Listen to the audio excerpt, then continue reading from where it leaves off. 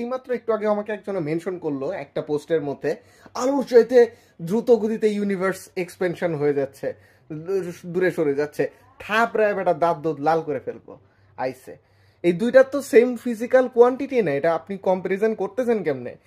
I am tired of saying this, but I am saying it again. এর আগে অনেকবার বলছি, পোস্টে, লাইভে, অনেক জায়গায়, আবারও বলতেছি, এই দুইটা সেম ফিজিক্যাল কোয়ান্টিটি না, এদের কম্পারিজনটাই ইনভ্যালিড। ইটস লাইক সেইং যে বাজার বাজার থেকে আলু পটল এগুলা কিনে আনছি, এই বাজারের ব্যাগের ভর বেশি নাকি এভারেস্টের উচ্চতা বেশি?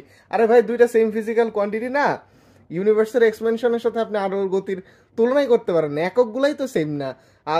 আলোর গতির একক কি? একটা ডিস্টেন্সের একক ডিভাইডেড বাই টাইমের একক। আর আপনি ইউনিভার্সের এক্সপেনশনের দিকে যদি তাকান, ডিস্টেন্সের একক ডিভাইডেড বাই টাইমের একক এন্ড দেন ডিভাইডেড বাই আবার একটা ডিস্টেন্সের একক।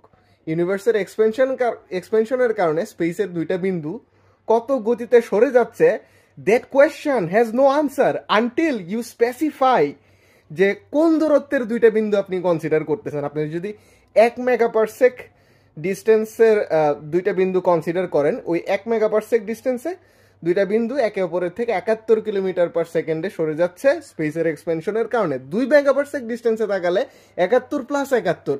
So you keep adding this distances, you find a point যেখানে দূরে সরে যাওয়ার গতিটা এক্স্যাক্টলি আলোর গতির সমান। ওইটাকে আমরা হাবল হরাইজন বলি। Beyond the Hubble Horizon everything is moving away from us faster than light due to the expansion of space, not because সে স্পেসের মধ্য দিয়ে আলোর চাইতে দ্রুত যাচ্ছে, স্পেস ইটসেলফ ড্র্যাগ করে তারে নিয়ে যাচ্ছে।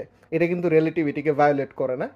আপনি স্পেসের মধ্য দিয়ে আলোর মতো আলোর সমান গতি বা তার চাইতে বেশি গতি অ্যাচিভ করতে পারবেন না কখনোই, বাট স্পেস নিজে এক্সপেন্ড করতে পারে as fast as it likes. There is no restriction with that. So yeah, first of all, আপনি যখন বলবেন যে আলোর চাইতে বেশি গতিতে এক্সপেন্ড করতেছে, এই স্টেটমেন্টটাই ইনভ্যালিড।